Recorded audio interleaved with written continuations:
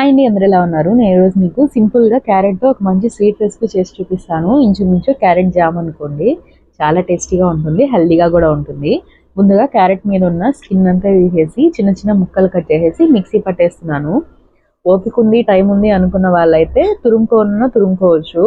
ఇలా మొత్తం మిక్సీ పట్టేసిన తర్వాత ఒక బాండీ పెట్టి అందులో ఒక స్పూన్ నెయ్యి వేసి ముందుగా మిక్సీ పట్టిన క్యారెట్ మొత్తం వేసేసి కొంచెం ఫ్రై చేసుకోవాలి.